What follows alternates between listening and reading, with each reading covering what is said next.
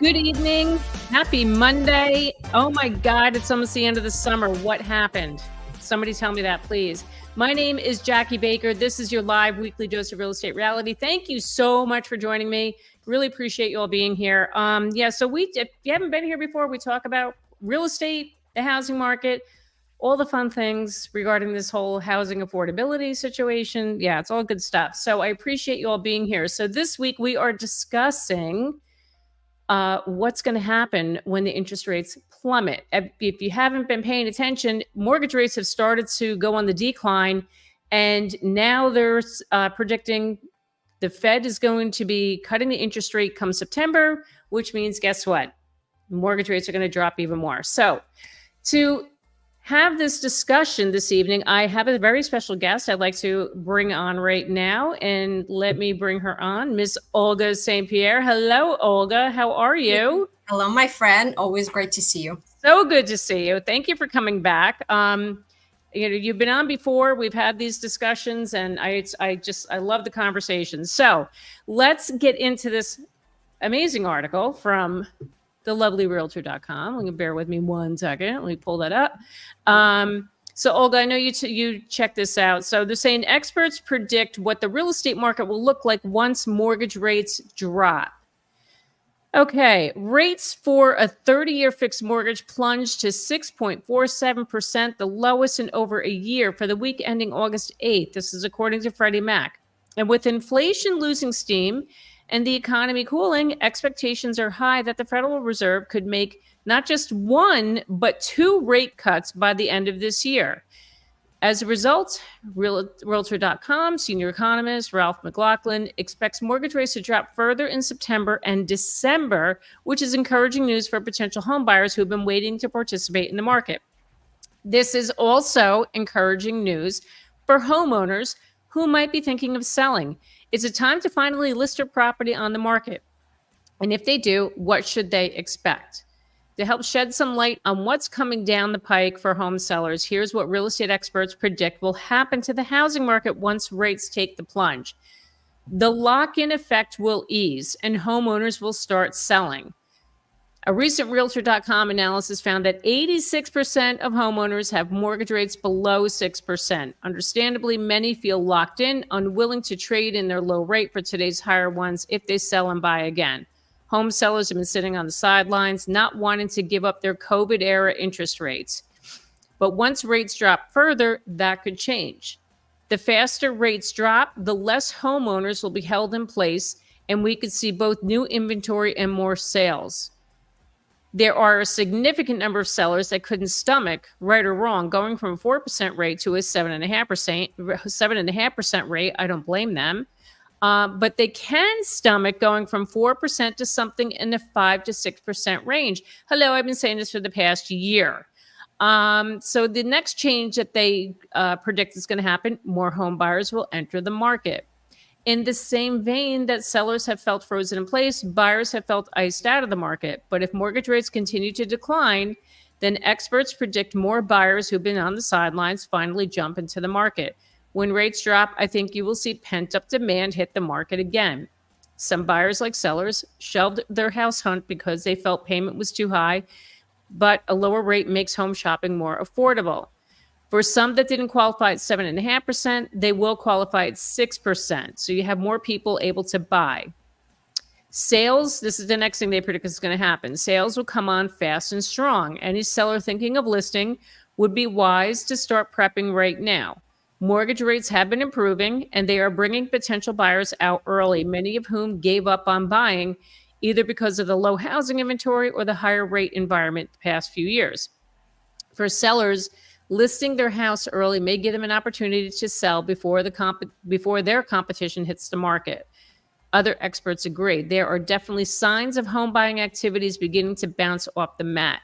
Mortgage applications have perked up, and refinancing activity also looks to be picking up as rates go lower and owners carrying elevated mortgage rates seek to reduce their monthly payments. The other thing they predict is home prices will likely remain high. The good news for sellers is that even as the market gets moving, home prices are expected to remain high or dip only slightly. Sellers will continue to be in a historically strong position as the U.S. housing market is still short millions of homes. It goes on to say, however, formerly hot markets like Denver, Austin, and Phoenix may see a more significant drop in housing prices as smaller investor money sits on the sidelines for most of 2024. But in general, experts don't see home prices taking a major dive as interest rates start to descend. So, Olga, my dear, lots of stuff going on here. And we all know, like when rates drop, buyers come back in and prices go back up. Now, I think, yeah, it will definitely bring more sellers out. I don't think it's going to be enough to meet the demand. So I do see them saying, I understand why they're saying prices will remain elevated. But here's my thought. What I'm seeing right now in the market, I just listed a home in my town. We went under contract in a week. We didn't get as many offers as I thought we would. A house I just showed another buyer client today. He had like 40 people come through their open house over the weekend. He's only gotten one offer so far. So, yeah, it's a good sign. Buyers are going to jump back in the game, but I don't think they're going to be as crazy with overbidding to get the house. I think people are fed up with that. And I know the buyers I'm working with, they're done with it. They don't want to overpay. They're tired. I think it's exhausting. It's a very emotional roller coaster in the process. Yeah. And also I think that what the article said that yes, there's going to be more buyers that are now qualified again because the rate is lower, because now they're actually maybe able to afford the house. But I think they're not just going to say literally like one day the rate goes down and the next day they're jumping in. I don't think that's going to happen. I think they're going to be more cautious about it. I think we're going to have a slower kind of dive in. Yep. More than anything. Yep, definitely. I so agree. I just based on my personal experience over last 2 weeks, and another buyer I was working with, we went out looking at houses. I think it was last Friday. And he was like, no, I'm good. He's like, I think the prices are still too high. I'm like, okay. And you know what? That's their prerogative. And they're done. People are done. So it'd just be interesting to see what happens when the Fed cuts the rates again. I want to address this question that just showed up from AI Bot Killer. Thanks for your question. Who will benefit more, buyer or seller, when rates drop? I think buyers will have to compete and end up paying higher prices. That benefits the seller since buyers are competing for available inventory. The buyer will pay more, but is that higher price offset by lower rates? I think both are going to benefit because sellers are going to be more interested in actually putting their house on the market, which will create more inventory for the extra incoming buyers. Right.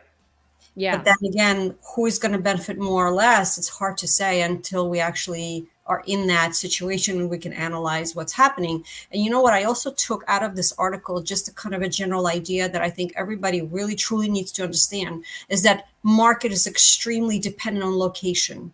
Very much so, right? You're taking the whole country that takes 6 hours to fly from East Coast to West Coast, thousands of miles. And just to give you another example, I was just at a conference in Austin, Texas last week, which is actually one of the markets that they mentioned in the article. And I love going to these conferences because it really puts me boots on the ground in talking to agents in other parts of the country. Oh, yeah. How their market is doing.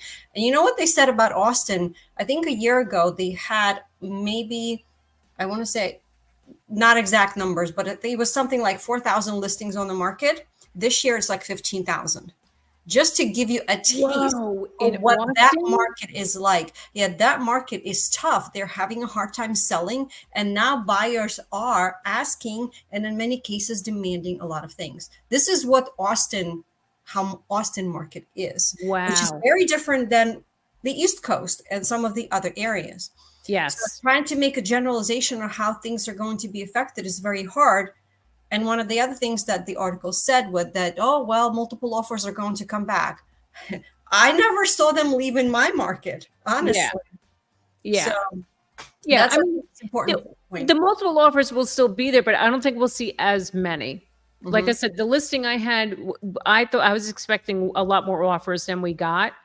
I was very surprised. But to me, that was a telltale sign right there. Like, you know what?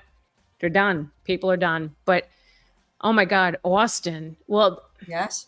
I had Angie Ufamata. She was on a while ago. She's a fellow YouTube creator, and she's in Austin. And now, when I had her on a couple months ago, homes were sitting on the market 60, 70 days, and that was just a couple months ago. So yeah, and really is depending on, it truly does depend on the market, and the market can vary from one town to another town. It really does. And there was something else. So we talked about Austin and the multiple offers. That was like, oh, that was the other thing that I thought, another statistics that I thought it was interesting that I wanted to share with everyone. 76% of total mortgages in the United States right now are all under 5% interest, because majority refinanced when the rates went down to 2.5%, 3.5%, right? 35% of those are between 3 and 4%. So those are the ones that are having a hard time saying, well, I'm going to sell. Here I am sitting on my 3% mortgage, and then I have to double that and go into something else, right? Exactly. Yep. Exactly. Yep. Yeah. I know. And I like what they said, if they get into that, sellers will think of like 5 to 6% is more tolerable. And I've been saying this, not to be, bragging or anything, but I mean, I've been saying this for the past couple of years. That was a more normal interest rate before the pandemic. That was a little more acceptable. People are okay with that. I think once we get down there, it's going to prompt more people to list. But I think it's going to be too many buyers. It's going to snatch those homes up. But Therese Lee, thank you for being here. I appreciate it, Therese. Yes, tell everybody hit the like. You know what she also said? Yes, that's what she just also mentioned, that she just closed on her home, but she's still watching. And I actually think it's a great idea, because you should be watching the market. You should be involved, even though you already became a homeowner, because your home is one of the biggest investments that you own. And have it appreciate. This is something that you're going to rely on when it's time for you to plan your retirement, which is what I focused on. A lot of my clients are 55 and older. And that is something that we talk about a lot in our conversations, is how do you protect the equity in the home that you're in, so that way you can have a really safe and enjoyable retirement. Exactly. Therese, congratulations on closing on your home. That is not an easy feat. So good for you. Congratulations. Living Our Lives says the rates most likely will never go low enough to where it offsets to house prices. I mean, listen, the rates you're never going to see 3% again. Now, I say this every week, and I'm sorry if I'm beating a dead horse, but you're never going to see that again. It's 100%. I think we're going to be in 5. So, good evening. I wonder if New Jersey prices will ever get to the point of not being outbid. You know what? I don't know. Like, did you know? I don't know if anybody's caught the video I did last week about the rise in foreclosures, but there's a number of cities in this country. New Jersey has a handful of them where starter homes are $1 million. People are paying $1 million for their first home. Insane. So I don't think you're going to see New Jersey ever, just because, again, location, like you were saying, Olga. It all comes down to your location. New Jersey is a great location because you're in between New York City and Philadelphia. Yeah. So, and $1 million starter house almost sounds like Silicon Valley, right? Yeah, it does. It does. Yep. Crazy. Antonio says, could it be the reverse of what we see when rates are rising? Rates may decrease, but prices will decrease.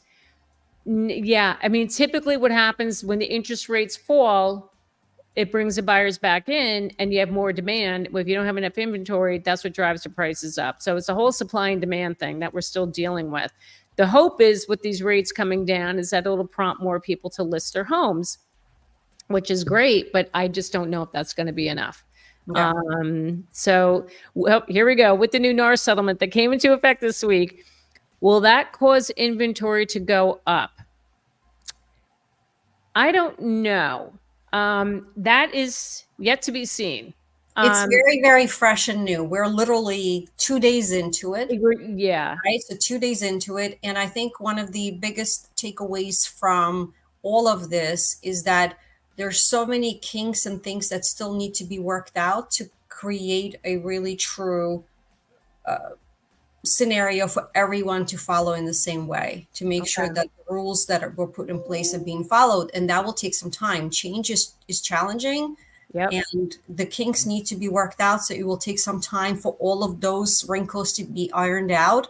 And then I think once everybody understands how everything is working in the new way with the new rules, it'll take a bit of time before we see what the kind of progress. It's going to be a while. And, I said to my clients today, we had a whole conversation about it. I said, look, I'm just asked that you got to be patient with all of us right now. This is brand new. Mm-hmm. We're abiding by the rules, because if we make a mistake, we could get in a lot of trouble. But as far as how this is going to affect the market, I don't know. It's going to be a while before we see that. So this commenter says it's buying. So is buyer now paying for their agent's commission? If not, how does it work? So yes, technically, sorry if I'm repeating myself, for those of you who watch me every week. So technically now the law is, if you are working with a real estate agent to buy a house, you must have a buyer agent agreement signed with your real estate agent, and you will have an agreement of what you're going to pay your agent if the seller is not going to pay your buyer's agent's compensation. So that's something you negotiate with your real estate agent. It could be a percentage, it could be a flat fee, however you want to work that out.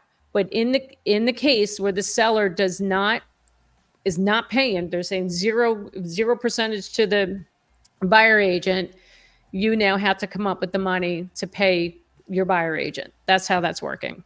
And there are ways to do that. I think people are really nervous and scared because they're thinking there's all these thousands of dollars that are going to come out of their pocket. And there's ways to do that properly, so that way you are still getting the house of your dreams, and your agent who works so hard with you is also going to get compensated. So exactly, there are ways you can negotiate it. You can try to ask the seller to write it in the contract if you'd be willing to pay for their buyer agent. You can ask. So it doesn't mean they're going to always say yes. Maybe they'll negotiate and pay half or a portion of it. So you're right, Olga. There are ways around it, but it's still yet to be seen how this is all going to play out. Again, we're 2 days into it, but let's see. Elvira Faria, thanks for being here. My realtor just sold a house for $200,000 over asking price in San Jose. I think it depends on what area you were in. They had 6 offers over asking. So yeah, that must have been. Yeah, well, San Jose, parts of California still. The prices are outrageous. I think that's the Silicon Valley-ish area, if I'm not mistaken. It is, but I'm surprised because there were so many tech layoffs. I'm surprised that it's still hot like that. But right. Yeah. And you know what, too, to kind of bring up to in terms of where we're heading. First of all, we're also heading into the fall. And in some states that does matter, where people want to be settled in and get everybody registered for school. Yep. And also don't forget, we have elections coming up in a few months. So some people they're adamant and saying, I'm not doing anything until I know what the results are, even though we know for a fact that you're not going to see the effects of elections until about 6 months at least after the actual inauguration happens, because that's when you're starting to see the changes after the changes in the government. Correct. Yes. Antonio also says prices of homes were increasing while rates were rising because of inflation. It was telling us that we were facing massive inflation. Now, as rates go down, we will see a devaluation of everything. I don't know so much when you're saying the mortgage rates are going down, that it's going to devalue. I don't think that applies to. And it's hard to say everything. Not everything. There are certain things that are going to go in prices down. You might be thinking about the consumer price index. Yes. Some things that went down 100%. I was looking at that report yesterday, and there are some things that increased, like your car insurance. I was just looking at that report. There was some random things that went up and some of them went down. Yep. Nancy. Hey, Nancy, thanks for being here. Home prices must go down in order for people to buy. I don't disagree with you. I don't disagree with you. Their prices they're still out of control. Okay, I cannot pronounce your name. And was it? Oh, Yeshua is his name. Look at that. I did it. Okay. The price. The prices are still too high, and the mortgage rates will not drop that much. Yeah, they're not going to. They just said the rates aren't going to go back to 3%. They're not. But I think having the rates in around in the 5 to 6 range, it's going to help buyers, but they're not going to be quick to overbid like they have been.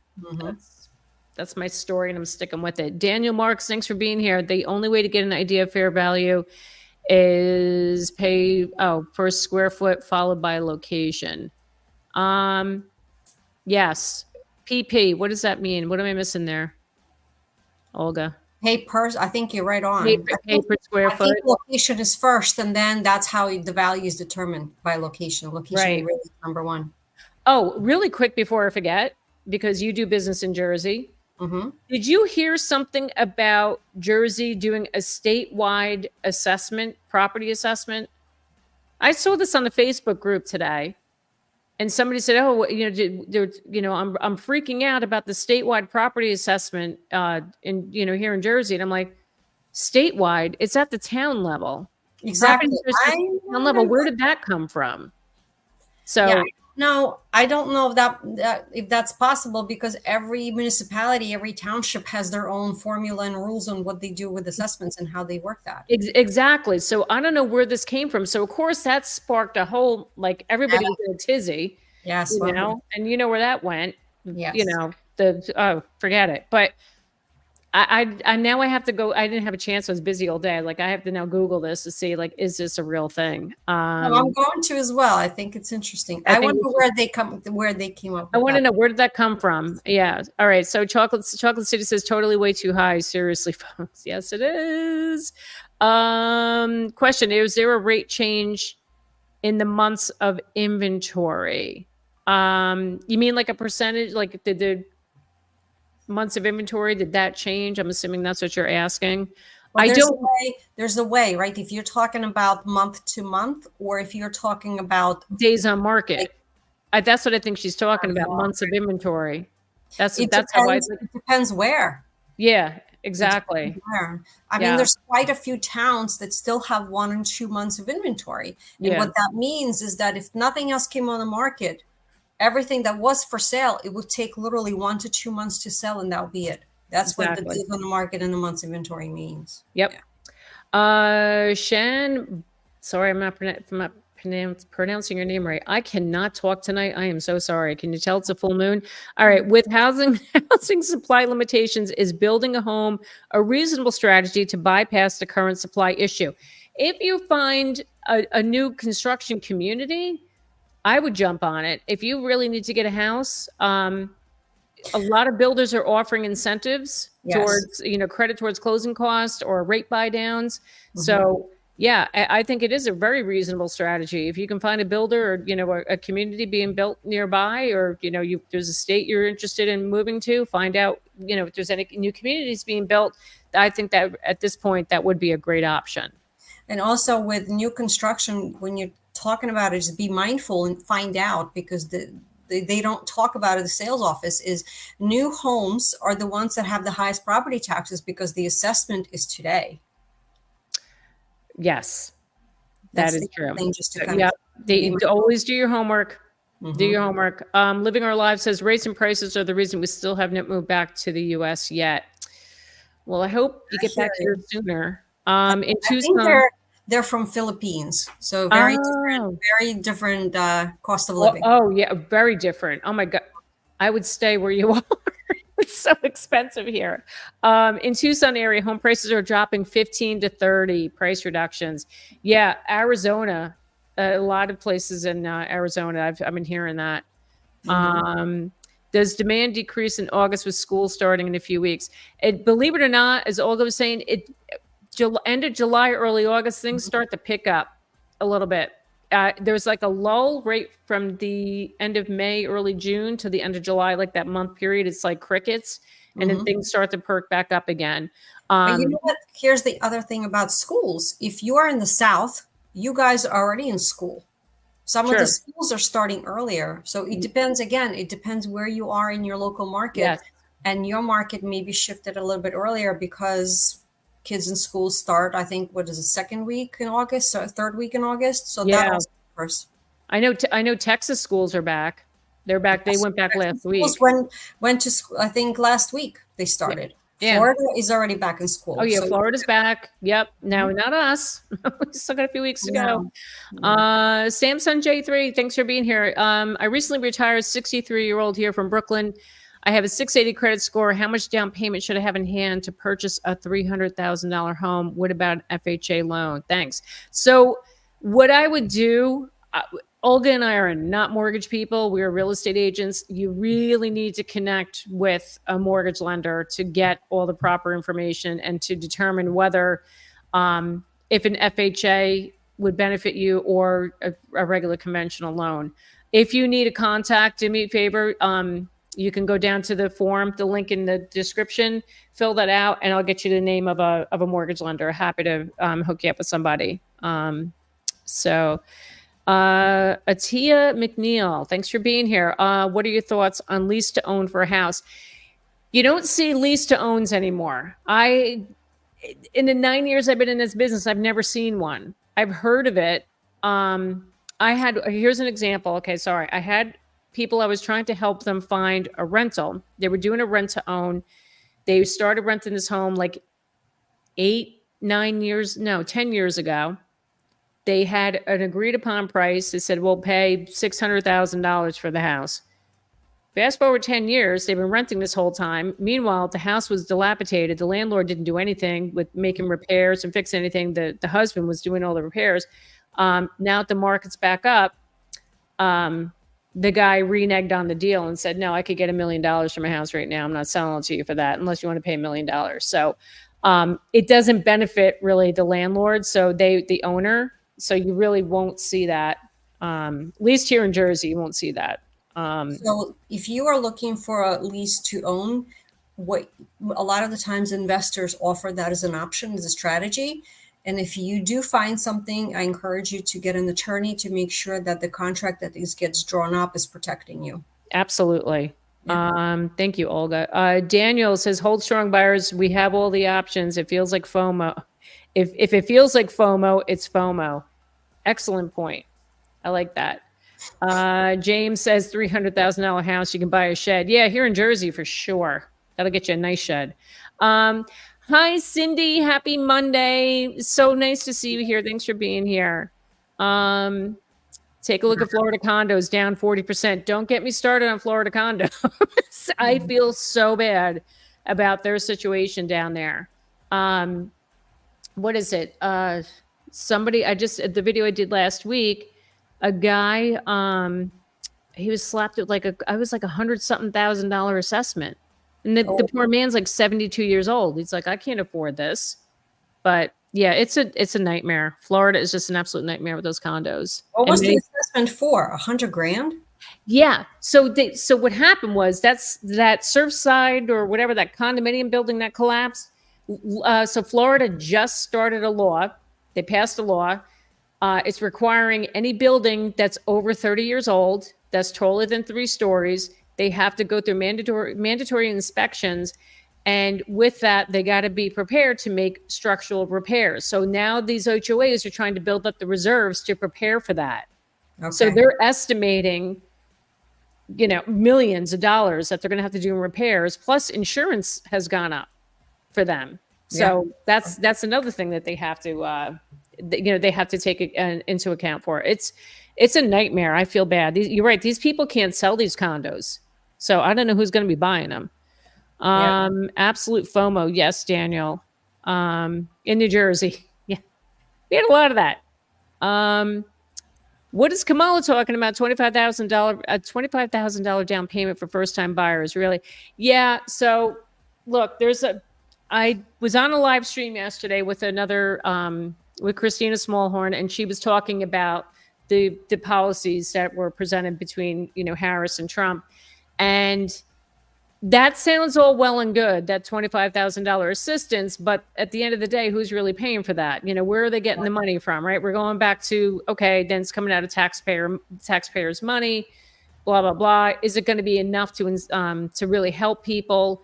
You know, then there was discussion about how about incentivizing sellers to, you know, give them a tax credit if they have like a smaller home, a starter home, give them a tax credit to incentivize them to sell. But then where are they going? You know what I mean? It's just like it's this vicious cycle.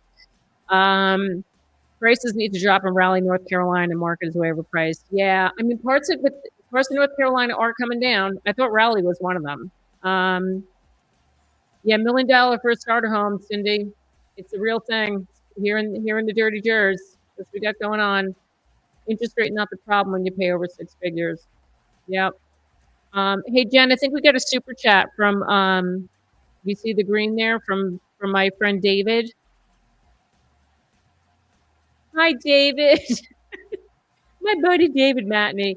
Hey David. Thanks for the super chat. At least in the Omaha market, we're starting to see builders build more row homes and townhomes as a more affordable option. Great show. Thank you, David. Wow, that's David. I wish you were on. Were you on Christina's live stream yesterday? I don't know if you commented that, but that's because that was the thing we were talking about is the whole affordability issue with the homes. That's really good to know that Omaha's doing that. Be careful, David. Never one's moving to Omaha. Yep, much needed. Clark the Realtor. I got to have you on again, Clark. I'm going to be reaching out to you. Thanks for being here. I love that you're here every week. Appreciate you. All right. What else? Who else we got, Jen? Let's see. David said that their school started beginning of August. Yep. That just, to me, it sounds just weird. I'm just not used to it. I know, right? Because we're so used to September. It's so bizarre. Neri says, when I bought a house in March, my realtor stated that when prices and rates decrease, competition for New York property will increase and it'll be harder for an average person to buy a home. Any truth? When prices and rates decrease, yes, it will increase. There will be more competition, but that's when you bought a house in March, just real estate. Yeah, it's true. It's very true. So there was a period there, the rates were over 7%. Things were really quiet, and now they're back down to 6.5% and people are coming out of the woodwork again. They want to get in the game, but yeah, there's going to be more competition, but I don't think you're going to see the 100,000 over asking. At least I hope not. I mean, maybe we'll still see that in Jersey. Who knows? I just don't know. Satori says, where does the buyer's agent fee fall in the loan? Is it added to closing costs or the mortgage? So I don't know what's going on with this. The last time I spoke with a lender I work with, I was told you can't roll that into the mortgage. Have you heard anything different? I think they're still trying to figure out and still getting guidelines on how to do that. That's why we are in the middle of working out these kinks that we need answers to a few questions. Yeah. So we're carefully going forward to see how we can make this work. Exactly. So right now it's part of the closing costs if you have to pay your buyer's agent. But as far as going into the mortgage as of right now, that's not a possibility. But again, as Olga said, it may change. All right. Does Nebraska really offer down payment assistance for new residents? I don't know. That's a David question. David, can you answer that? My buddy David. For new residents, I don't know about that. If you're a first-time buyer, by the way, I mean, I hope everybody knows every state offers some type of a first-time buyer program, or they'll give you assistance towards your closing cost or towards your down payment. So always research that if you're in your state where you live. Lucy finds questions. Selling this year, planning on getting the same realtor for buying and listing to avoid conflict of interest. What do you recommend? So you're using the same agent. So you're going to sell your house and then you're going to use them to buy. I think that's a smart thing to do. I do. I just use the same person. I just use the same person. Don't, unless you're moving to a totally different market and you need a different agent. But if you're in the same area, work with the same person. Because this is where you have the timeframes to consider and what's important to you and how you're going to be moving. If you have one person helping you and advising you, it will be a much smoother and less stressful process. Exactly. And the thing also, when you go to buy the home and that agent's also representing them on the sale, they can be in communication with the listing agent on the home they're buying to reassure them, what's going on with the process of them selling their home and things like that. So it's just good to have one person involved. Daryl, thanks for being here. I'm closing on my first home August 30th. Will the new law affect me? No. It depends. Well, if he's already under contract, you're under contract, it's not going to affect you. But just confirm that with your agent. Your agent would have told you if the listing agent wasn't offering to pay for their fee. But yeah, no, it won't affect you. But confirm with your real estate agent anyway. KSS, does first-time buyer include buyers who have not owned a home for a number of years, or only strictly first-time ever buyers? What I've been told, if you haven't owned a home, I think it's 7 years. How many years? 3 years. It's as little as 3? Some of I thought it was 7. I think New Jersey programs is if you haven't been a home buyer for 3 years. However, that may differ in different states. So that depending where you are. Good point. Yeah. All right. There you go. Thank you. What is the best interest rate you've been seeing recently with your clients on a 30-year fix? So the clients I was with today, they were quoted, I was 6.6. Yes, 6.5, 6.6. Yep. That's as of today. Who knows what tomorrow brings?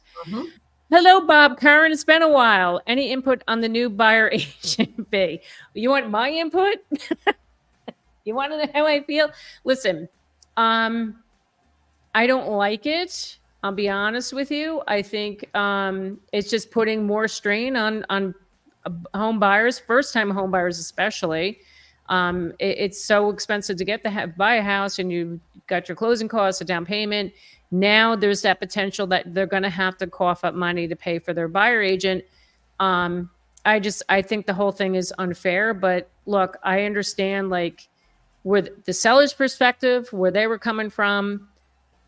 I don't know. I mean, we could go on for days about this, Olga, and I just don't want to go there right now. Because, I mean, this has been going on for years, this lawsuit, and now the changes are in effect, and it's just, we'll just see. Time will tell how this is all going to play out and how it's going to impact the market. Because if more sellers are not going to be offering the agent compensation, I've been saying this, I just think people are going to offer a lower price.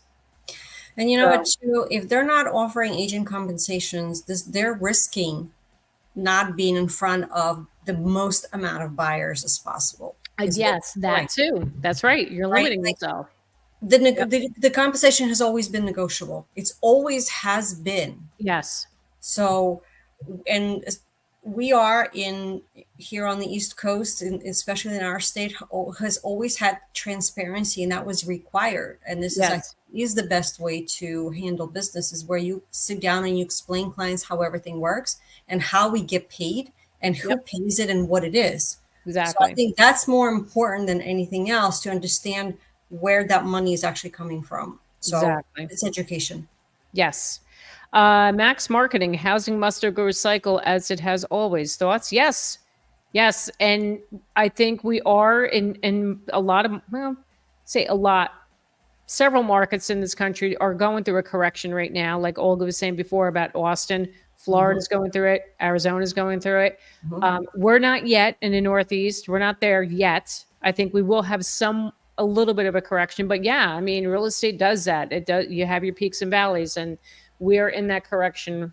I headed towards it. I mean, some markets are already there, but you know what, too, it's important for people to realize is that the real estate market does not jump like the stock market. No. That jumps every day. If it's reacting to something that happened that day, if it had coffee or didn't get much sleep, is how I describe it. It's like very moody. Stock market is very moody. A real estate market is like a big elephant, and they move very slowly.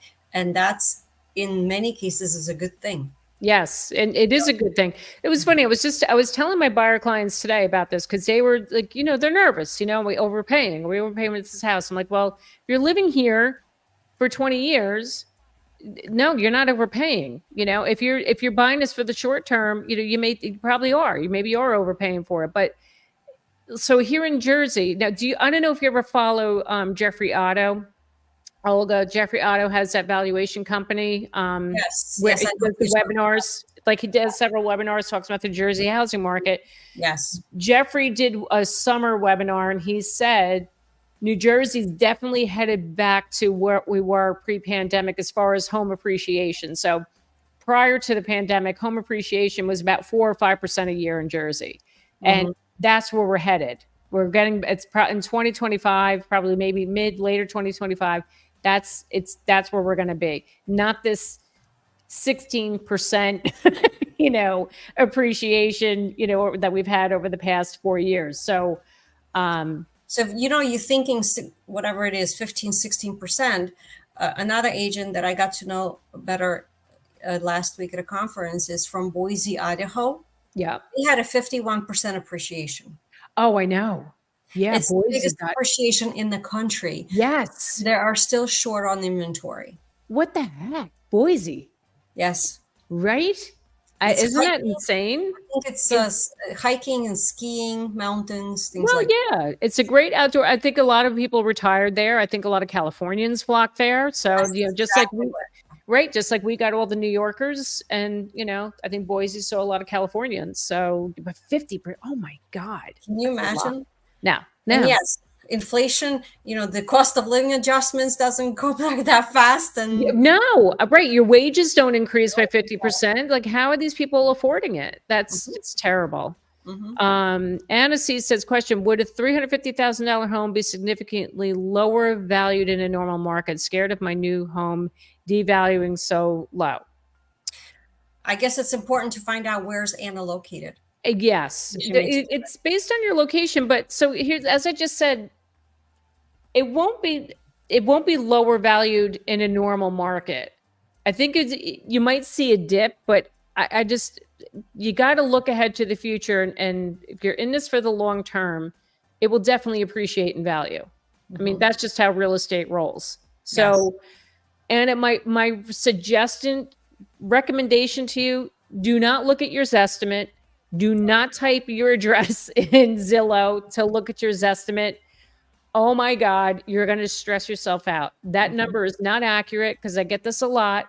You know, people are like, oh, my value went down. You know, it's like, no, it didn't. Your Zestimate, that's not, no. That's not an accurate number. So please don't do that to yourself. Yes. So Block says, looking to buy a bigger home, would it be criminal to sell my current house with a 2.7% interest rate? I don't need the equity and I don't need to sell it to qualify for 2 homes. Feel guilty selling.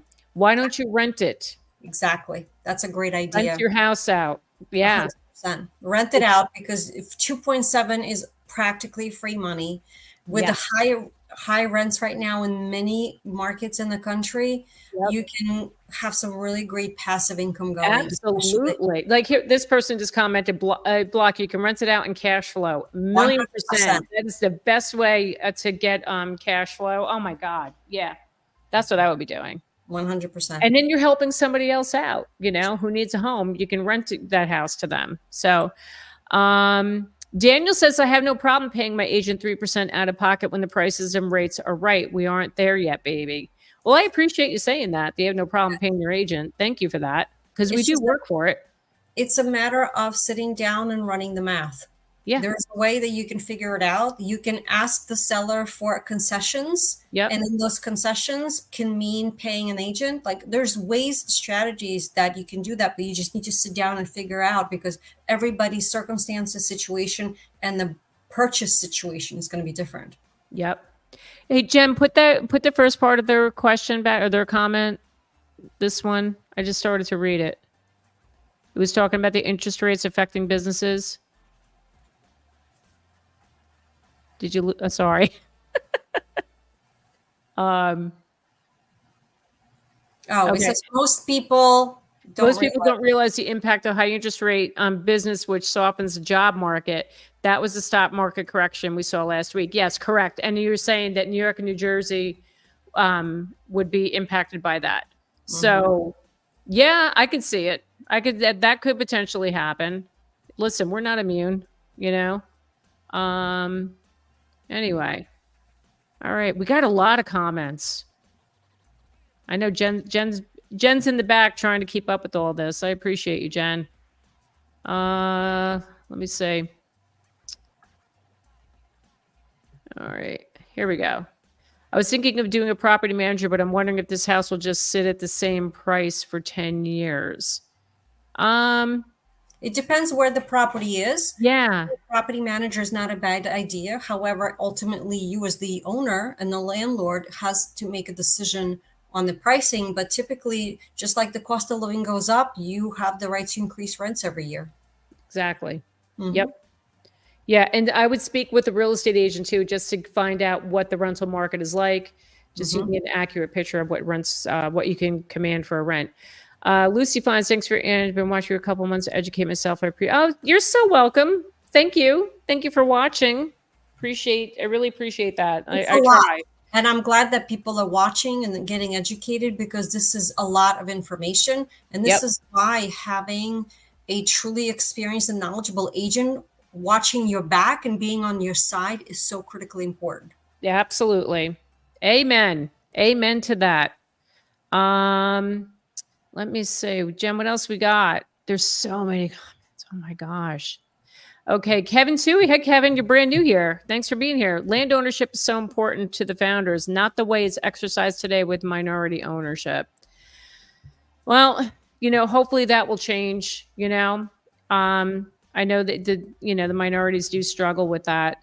Maybe we'll see some things change. Oh, wait, here's one here, Jen. Wait, I'm going to pull this one up. Clairvoyant. I paid off my home this Friday. 6.85% is just too much to handle. Sold my rental to do this. Oh, wow.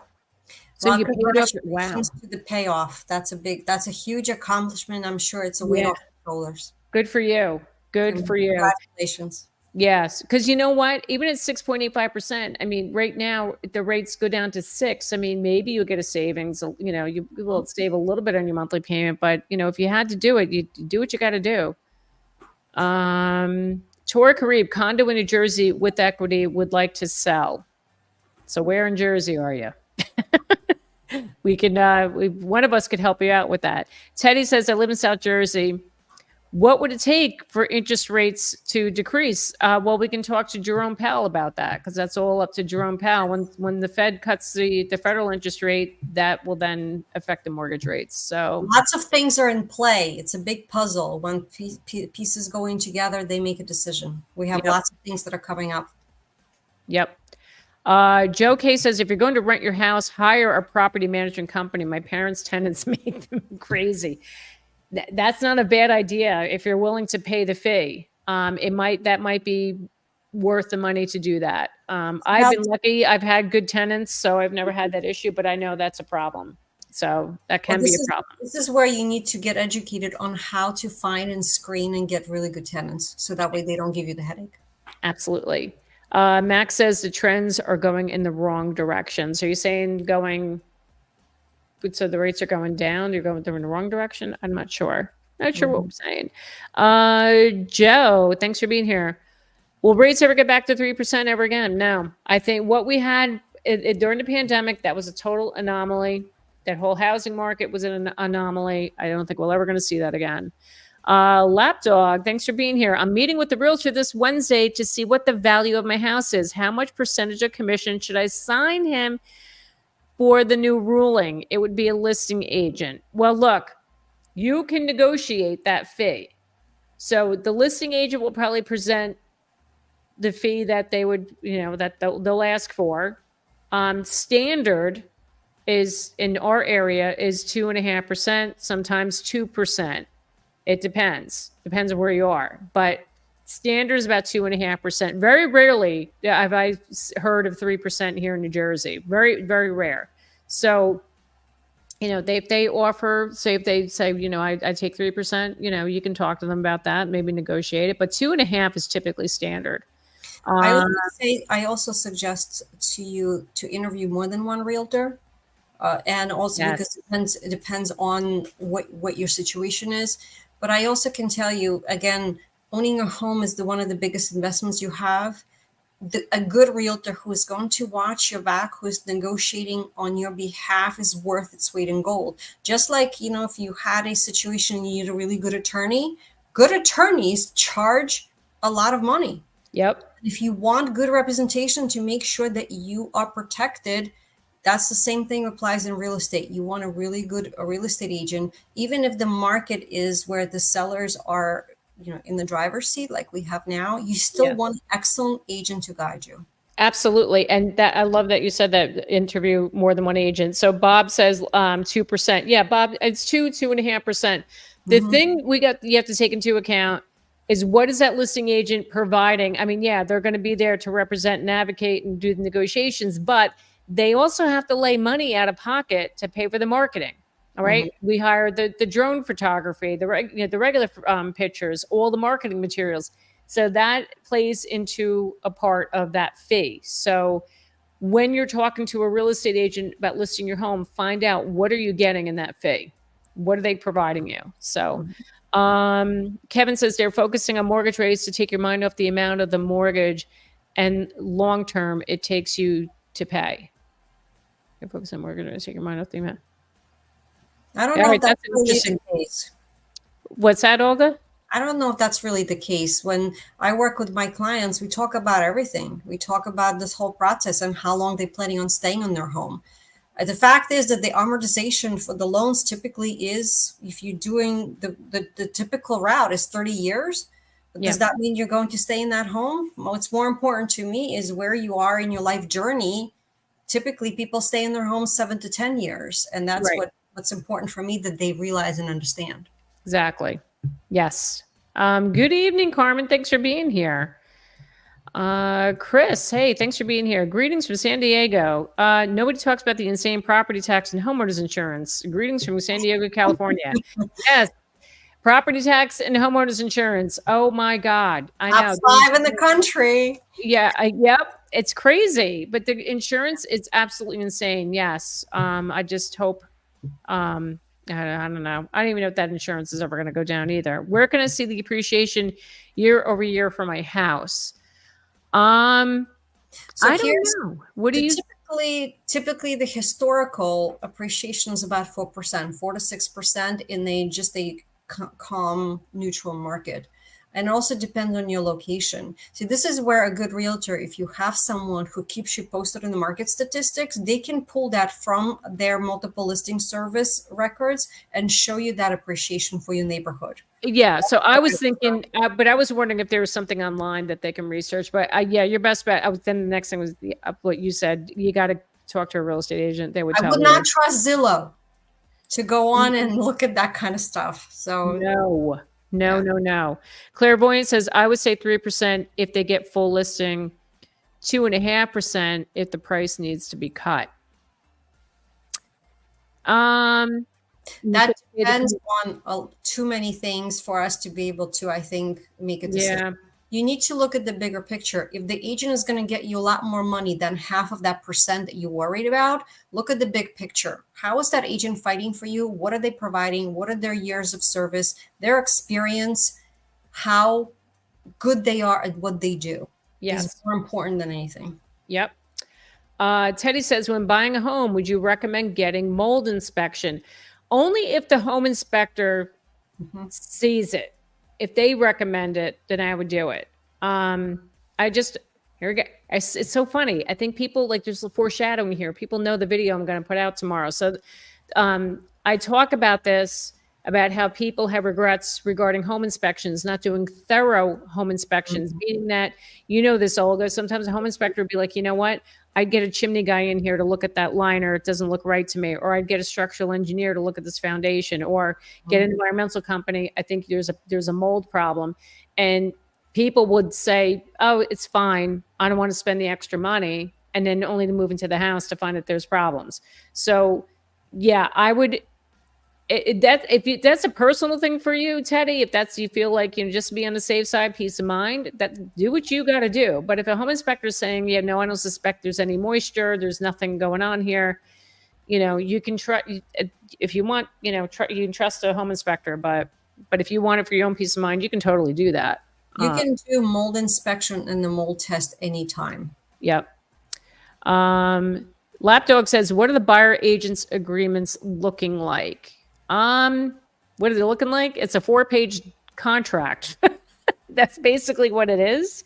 And it depends on the agent. So whoever you choose to hire, you're going to be negotiating that fee with that agent. So not everyone is going to say, pay me 2%, 2.5%. I mean, you have to work that out with that agent. So that it all depends on, what you negotiate. Ms. O, just brought in Northeast, not far from your location, fairly new construction, less than 10 years old, but it's in a less desirable area. I'm scared about the value once the market changes. Any thoughts?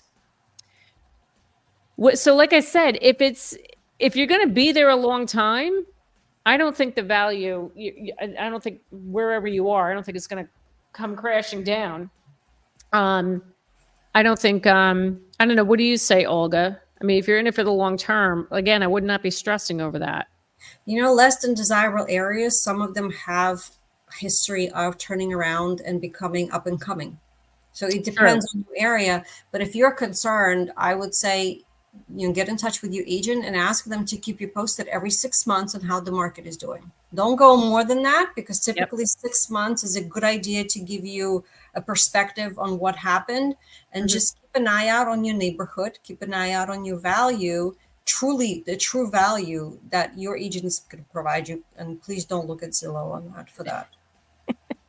Say no to Zestimates. I'm going to make a shirt that says say no to this estimate, because they're liars.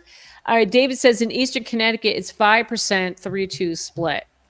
Right. But again, now, David, that could change. So, a seller may be like, I'm not paying you a listing agent 3%. I'm going to pay you 2%. So that's all going to change now. And that's when you sit down. This is when you sit down and say, okay, then if, my fee, let's say my fee is 3% to work with the buyers, and say, okay, let's sit down and figure out where is the money's coming from? What are you comfortable? What does that look like on paper? You need to put a spreadsheet together, and then rather than trying to do hypotheticals. Yes. Kay Lapine, thanks for being here. I know you're signing in late. I appreciate you showing up. Carmen says in Central Florida, having inconveniences with price increases in new construction and realtors not wanting to answer questions and just do its job virtually, want to show only 3 properties. So you know what that says to me right there? If they're not showing new construction, the builders they're probably not offering much to pay the real estate agents. Right? The real estate, you got it. You know what? In that case, if you're looking at a new community, you might have to just go work directly with the salespeople. Right. Because that happened when I bought my place in Delaware, when the market was really hot. The builders they were selling them on their own, no problem. They stopped paying real estate agents. They were like, they weren't offering any compensation to them.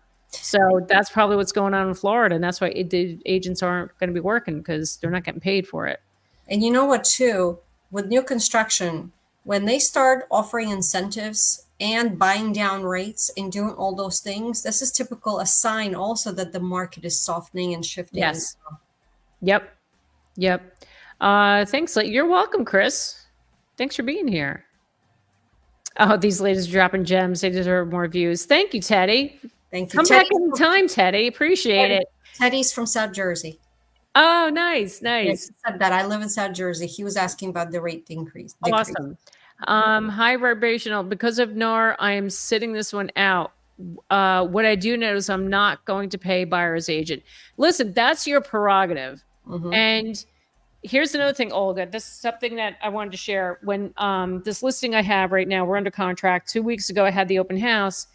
I had like 25 groups come through, and a few people said, no, I had my associate with me, and she was, walking through the house, and they were talking, and they said to her, like, well, we're only going to be dealing with listing agents. They don't want to work with the buyer's agent. They'd rather go right to the listing agent thinking they're going to save the money from paying the buyer's agent. And you've heard me talk about this. I say this all the time. You're entering dual agency. So high vibrational, that is totally your prerogative if you want to do that. But just be aware, you're getting into dual agency where the listing agent is really they're supposed to be neutral, but technically they have a fiduciary responsibility to the sellers. So they're not going to be going all out helping you out with the negotiating and all the things that a buyer's agent would be doing for you. So just be aware of that. Do what you want, but just be aware of that.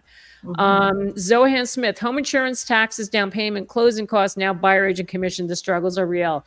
They sure are. And I don't like it. Christina, is there a certain time of year that is better for buying a home? Could buying in winter here in New Jersey yield you a better price? That's an excellent question. And in my experience, yes. I find that my buyers who have purchased, say, December, January, have done better because there's less competition.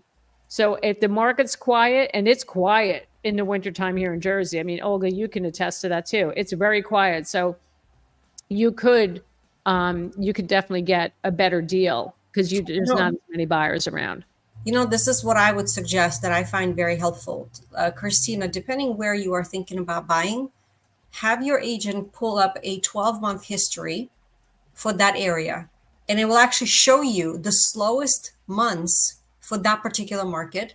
And that hopefully will give you a good idea to craft a strategy that's going to work best for you. That's excellent. Excellent advice, Olga. Thank you.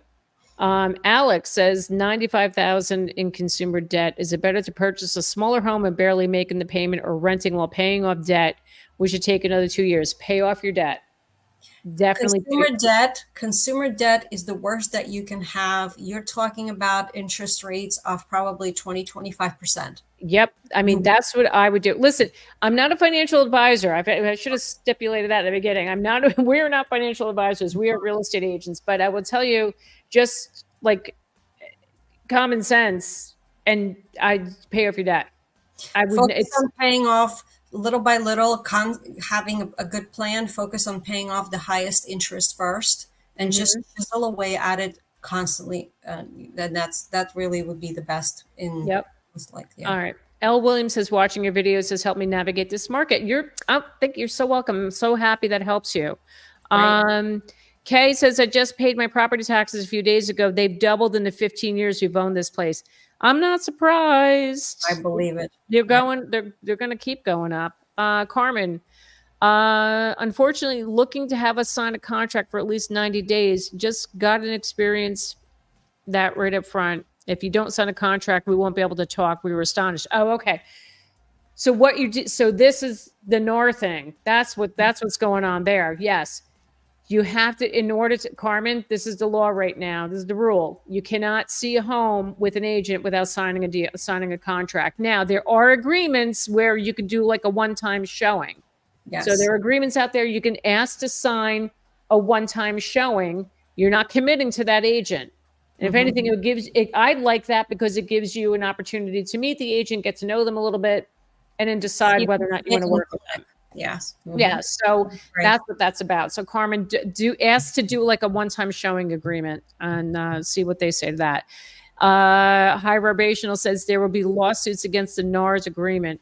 I don't know why it even got to the courts. These buyers are adults and who should use common sense. Yes. Listen, again, I could go on about that lawsuit, and NAR, I think, totally did a disservice to the real estate industry. I really do. I think they screwed everybody. But anyway, what do I think about new builds? What do I think about new builds? Look, I think new builds are a good option. Like I said before, if you find a community that's offering incentives, that's a good I think it's a good thing to take advantage of. You know, you can get credits towards your closing costs, your rate buy downs. Now, research the builders.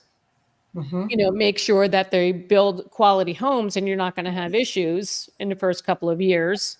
Make sure you get warranty, proof of purchase on everything to make sure that your warranty is going to be actually validated. I mean, there's really good strategies. And you know what? Even though it's new construction, I would still suggest having a good agent that knows new construction to watch your back. Absolutely. Yes.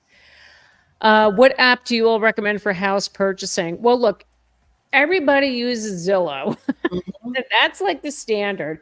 And look, that's fine. Realtor.com.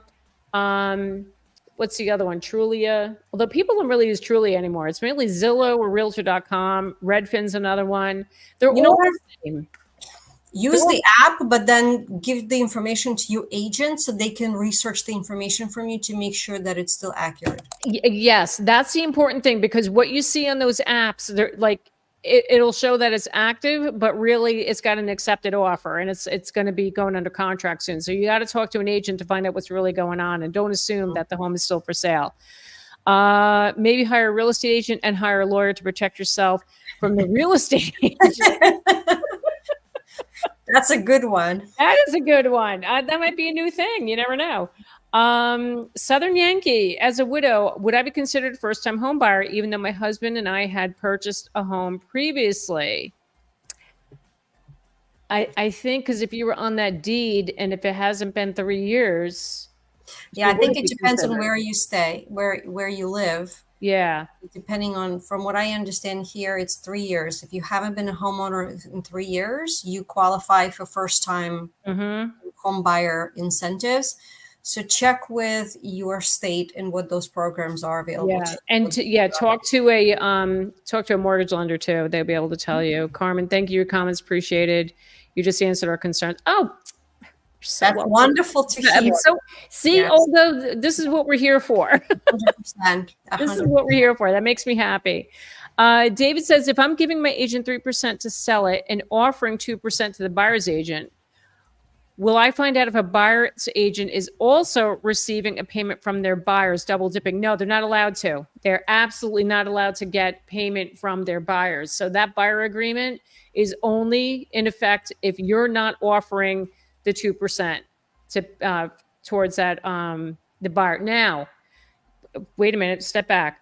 If that agent has an agreement with their buyers where they're going to get 3% and you're only offering 2%, then yes, the buyer will have to make up that 1% difference. Okay, now, Olga, I'm going to say it. I've been saying it to everybody.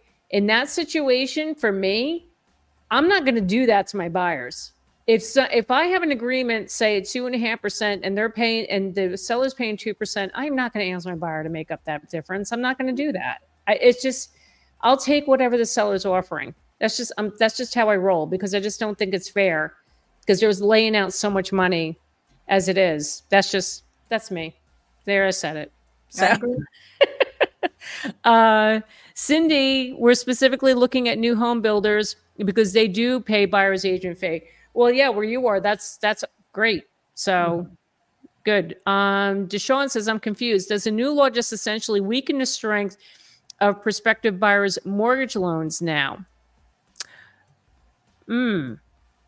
That's a good question. The mortgage loans are based on a person's income and their credit, right? But you know what? Now this has me thinking, Olga, because now they have to shell out the money for the agent if need be. I wonder if that would have an effect on it. I don't know if it's necessarily going to weaken the strength. This is where a good realtor and their negotiation skills that are going to come in play. Yes. Yes. This is where you sit down and do the math and you say, listen, here's our option number 1. Here's what this is going to look like. Option number 2, if we ask for seller concession from the seller, and that's going to pay my fee as a buyer's agent to do. Option number 3, like you create 3 different scenarios as your option 1, 2, and 3 will be your worst case last option, is how I would handle it. And then see what kind of situation, what is the seller going to be amenable to? Ultimately, the seller wants to sell. And here we are bringing a qualified buyer who is interested in buying that home. One of these scenarios is going to make sense, and it's going to be a win-win. And this is what Jackie and I are. This is our goal, is to come together and figure it out. Exactly. David says, it is nearly impossible to equally represent 2 parties with opposing interests. Yes. So David's talking about dual agency. Yes, absolutely. Dual agency is a big problem. Joe says, looking for a home approximately 1 hour north of White Plains. Do you see the market changing much within the next year? I think it's going to correct, in New York as well, but I think it's not going to be like what you see in Austin or Florida. I don't think it's going to be a steep correction.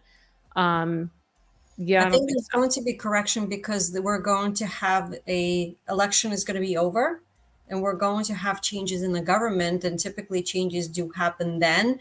And I Yep. think a lot of people are going to then feel a little bit of sign of relief, Yep. whether it's their chosen, their favorite that wins or not. They're going to say, okay, great, now election is over, and now we're just going to move on with our life and do what we have to do. Yep. Right. So, okay. You're welcome, Christina. Thank you for being here. When does renting make more sense and purchasing a home? You got to look at your own personal financial situation to see what you can afford. And, if you talk to a lender and, that mortgage payment is going to be pretty steep and it's cheaper for you to rent, then rent. It's all comes down to your personal financial situation. See, this is Uh, where I think if you sit down and create two different spreadsheets, because when you're renting, you're paying someone else's mortgage. yep. What's that look like in terms of your expenses, right? You're looking at the spreadsheet, and then you look at the other one and say, okay, when you purchase, what are my expenses in that regard? And then you compare the two and you say, okay, this is where I have a control over what makes sense for me. Right. Exactly. Hello, Kate D. It's been a while. Haven't seen you. How are you? Question: do you still have to pay a buyer's agent commission to the listing agent if you purchase via a listing agent dual agency? No. No. That's my understanding, right, Olga? So if a buyer goes to work directly with the listing agent for dual agency, no, they can't. That agent can't collect. They can't collect for buyer agent compensation. They're only getting paid from the listing agent, from the seller. The seller. Yeah, if the seller agreed to pay to the buyer's agent fee, technically the listing agent is bringing that buyer, so the listing agent is entitled to that buyer side commission as well. Right, but if they're offering, so I'm thinking if they are offering 0, then the listing agent's only going to get paid their fee for the listing end. Now that this NAR thing started, do you think we'll see more states outlaw dual agency? That's a really good question. Texas does not allow dual agency. I know there are some states that don't allow it already. I'm telling you, there's going to be more lawsuits. There's Coming going out to of be this more whole thing. changes that are coming once we figure out, and that's the other thing. The rules are the same based on the settlement, yet every state operates differently. The Yes. real estate practice is different: New Jersey, Pennsylvania, Texas, and Florida. So Yep. everyone is going to have to figure out their own systems and practices that make sense for that state. Exactly. Yeah. Nihan, thank you, ladies. You guys are doing a great service by educating and helping the people get more information on real estate. Thank you. Thank you. I'm Thank so you glad. very I'm so glad we're able to help. This is a trying time right now. I'm happy we can help.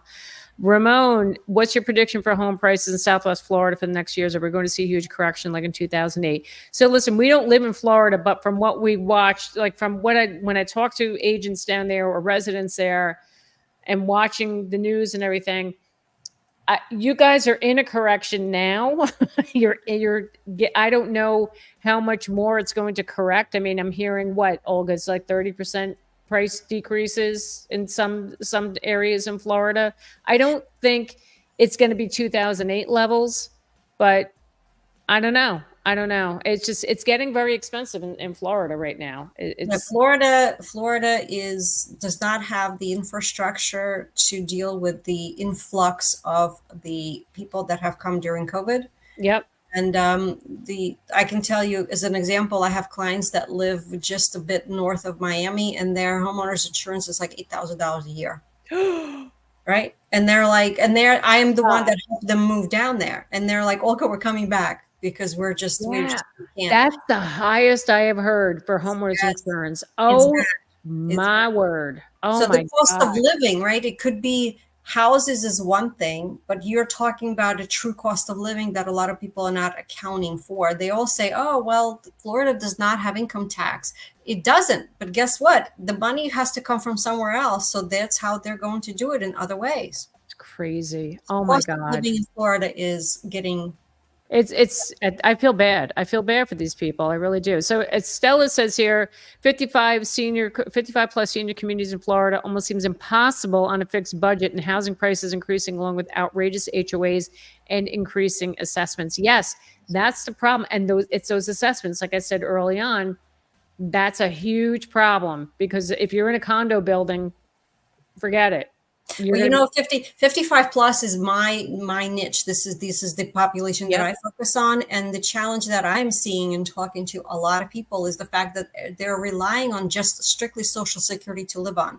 And it was never meant to be. So when you have these increases in cost of living, yet last year's Social Security increase was 3%. 3% is not going to get you anywhere. No. So that's this is a shame. hard. It's hard. It's so hard. So everybody needs to save for retirement like yesterday. Xander says, what if the home seller offered a 3% compensation of the sale price for the buyer broker as a buyer? Can I still negotiate with the buyer agent with a different number, for example, a 1% commission?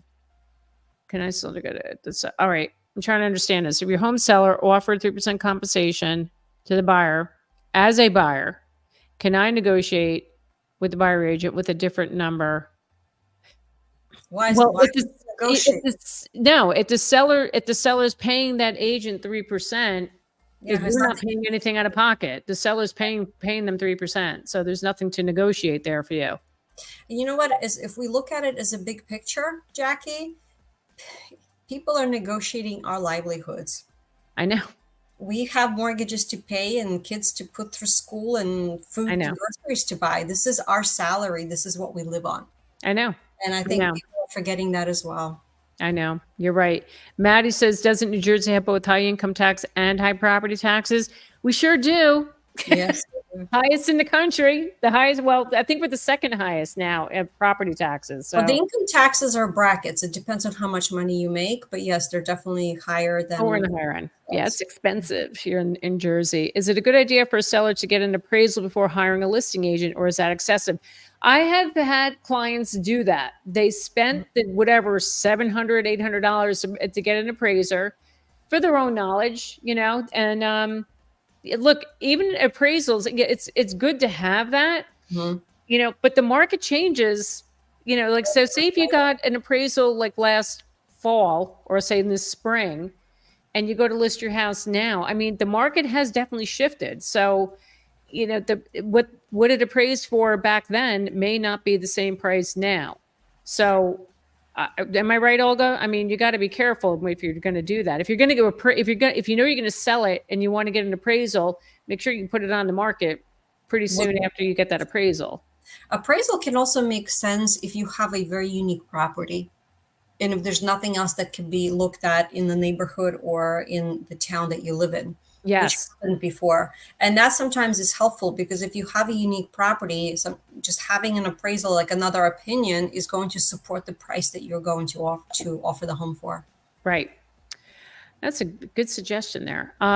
Emilio says, like I previously said 2 weeks ago, this market is insane. The prices are outrageous. How did this market get so affordable for an educator at the top of the salary guide can't purchase a house? Emilio, I'm so sorry. I know. If we could fix it, we could. I know it happened because listen, if you want to talk about the inventory, go all the way back to 2008 with the great financial crisis, and the builders left the business, and that's where it all started. That's why there's such a shortage of homes right now, because builders stopped building, and that's why we were short. It's like 4 million homes. I think it's approaching like 7 million now that we're short, something like that. It's crazy. Lapdog says, how can a first-time home buyer pay for a buyer's agent?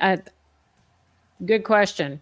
But listen, again, negotiate it. If the seller's not offering it, you can write that in a contract and ask that seller for a concession to help pay for it. Are we still in the seller's market? Yes, we are. We are, at least here in Jersey, we are. Yeah. And Pennsylvania. So Olga covers both PA, she does Philly and South Jersey. Yeah. So I'm North Jersey. I'm not licensed in New York. I only stick in Jersey. I can't do 2 states. God help me. Bob says 25% of U.S. population belong to an HOA. 40% of Florida is HOA. It's from Realtor.com. Thank you, Bob, for that bit of information. That's interesting. Yeah. So by the way, everybody get ready. You all know I do my Never Buy series, my videos, like never buy these types of houses, never buy a condo. I am going to be doing one coming out next week, never buying an HOA. So get ready. Wow, this is going to be a good one, Jackie. It's going to be a good one. So yeah, get ready for that one. So, and there's going to be more communities, these new builds, Olga, these communities, they all have HOAs. Mm-hmm. This is like going to be a common thing. And that's going to be tough. People don't like it. Thank you, ladies. I have this question. Do you estimate how high my offer should be in this crazy New Jersey market? Here's the thing. I don't tell people what they should offer. I will show you the comps. I will tell you how much homes we're going over asking price. Your price should come from what you think the house is worth to you. Mm-hmm. Okay, this is my line. And so I just told my buyers this morning, if you come up with a number that you feel good about and that is your best offer, and if you don't get the house, if you get outbid and you're okay with that because you know this is the number that I can do, then that's the number you should be offering. That's the price you should be offering. Mm-hmm. So I will never tell somebody how much they should go over. I won't do it. You have to come up with that number yourself. So, I mean, yeah, it's also helpful if your agent would call the seller's agent and ask what's important to them, because not everyone, it's important to have the highest price. To some people, maybe they want to get out quicker and they want to have a 2 or 3 week closing. If you can make that happen, I've seen plenty of clients that picked an offer that was less because other terms made sense to them that were more important. So that's another excellent point too. Yes, if you got good terms, you're flexible on closing, or if you can let them do a lease back. If the seller needs a little extra time to get out of the house, let them lease it back to you. Those are other good options too. Alex says, how much power does the president have to help prices go down or cause them to go up? Well, according to a lot of people, it's really not so much the president. It's from Congress, right? It's from, am I right? The House and Senate. I'm so bad with this, and I really need to brush up on it. But I don't know how much control. They can. What? Go ahead, Olga. They have some say to it because it's the government, right? And that's the top. However, ultimately, there's so many other factors that affect where real estate market is, because the real estate market has the biggest percentage in the consumer price index, which is how our economic factors are tracked. Mm-hmm. Yep. It's the biggest piece of it. So you have so many pieces in this big puzzle that I would suggest you focusing on more of that rather than, what's happening on the political top. Good answer. Thank you. What normally gets a home inspection? Who normally gets a home inspection? The buyer or seller? If the buyer is forced to get the inspection, then I see multiple home inspections. If the buyer gets a home inspection and is unwilling. So the buyer does the home inspection. So the buyer has to do a home inspection, or they can choose not to. A lot of people were crazy and waived home inspections. I don't see that anymore. Very rare I'm seeing that. But no, the buyer pays for the home inspection. Mm-hmm. So, I mean, you're saying if the buyer is forced to get the inspection, then I see multiple home inspections. Yeah, I mean, no one's forcing the buyer, but it's recommended that you get a home inspection. You want to make sure the house is in good working condition and you're not walking into a money pit. So, yeah. Oh, yeah. Mine in San Diego was also $160K in 1999. It's 1.5 million. So here's the other thing, people are not thinking. This is a great example for San Diego. You bought a house for $160,000. If you're married, the cap on what the equity that you do not pay taxes on is only $500,000, which means that anything above that, you may have tax consequences too. That's right. Good. So good definitely point. talk to your accountant if you're planning, especially in California, where you have millions and millions of dollars and you've been in your home for 30 some years. You need to have a conversation with your accountant, how that's going to affect you in terms of your taxes. Excellent point, Olga. Thank you. Kay says, thank you, Kay. Congress responsible for federal affordable housing allocations is a bipartisan program. Thank you so much, Kay, for clarifying that. Sorry for my ignorance. HOAs are run by aesthetically challenged, eternally angry Subaru and Prius. Oh, yeah. Uh-huh. Yeah, so this video that I have coming out, I went on TikTok and I found those video, real videos of like people getting confronted by the HOA over like the stupidest, like flags and things like that. Yeah. So I'll give you a little teaser here. So one of the videos I share on it, these people put like plastic flowers and plastic vegetation in their landscaping just to spruce it up, make it look nice. They freaking made them take it down. They made them take this. They're like, oh, that looks so nice. And no, you see them, they're pulling it out. It's because the HOA made them take it out. And then they put up a sign that said Flowergate 2024. Oh my God. I'm like, good for them. But yeah, HOA. That's like back to high school. I know. That's the problem. You get some power hungry people. And, you know, like Kevin says here, I assume you meant to say HOA, homeowners dictatorship, not homeowner association. Yep. Yeah. Some of them are. And like even foreclosing on homes too.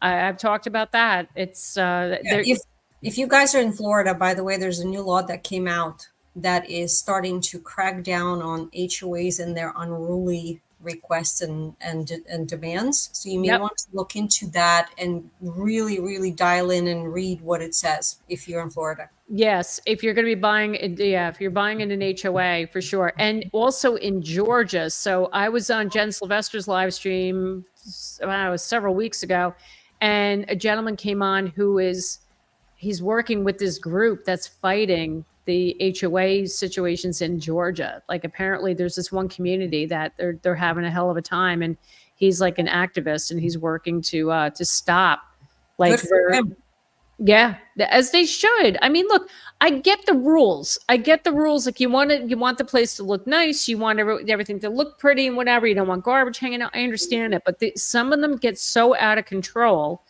that it just makes people, I don't know, it just makes people just want to leave. And then you're slapped at fines and thousands of dollars of fines over stupid little things. It's dumb. It's just dumb. But anywho, Miss Olga, it's almost an hour and a half. Oh my God.